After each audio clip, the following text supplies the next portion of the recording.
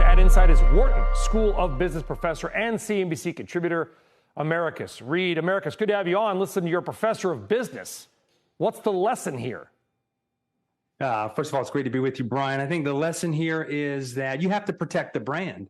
And I disagree with the argument that backing away at this moment is not a good idea, because I think if you really sit back and you contemplate what's the worst thing that could happen inside of one of these retail outlets like Target, and I think the answer would be violence that breaks out between customer and customer or customer and employee based on these cultural wars that you're mentioning, Brian. So you have to protect against that because you can't allow that to happen. And so I think Target will be able to really maintain its commitment to the LGBTQ plus community, but also make sure that it can create an environment where the brand can be protected and consumers can be kept safe.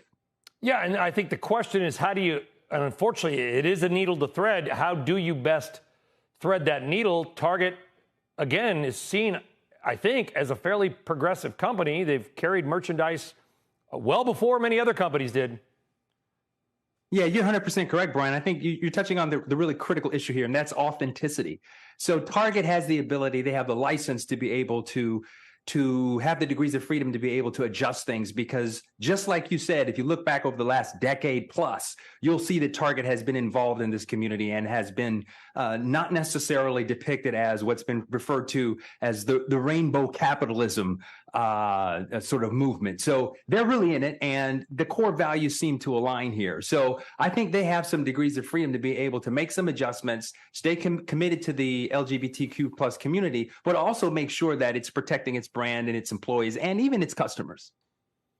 Yeah, I mean, what is the advice then? Just don't, with companies, how do they avoid, Target doesn't want to be in this mess, right? 100%. How do they avoid getting into it? That's the hard part. How do you avoid getting into stuff? And then once you're in it, you know, Twitter's blowing up, people are one 100%. Side is boycotting this, the governor of California is coming after you.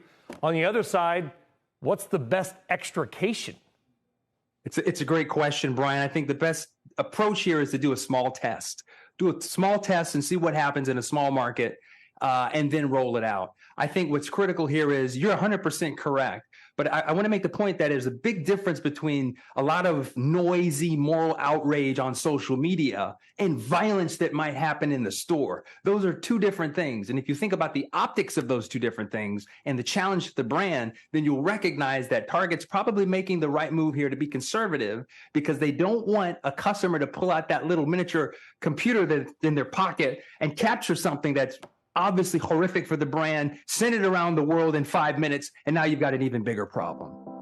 Stay on top of the latest in identity, marketing, branding, and pop culture by following Americus Reed on social media, or learn more at americusreed.com.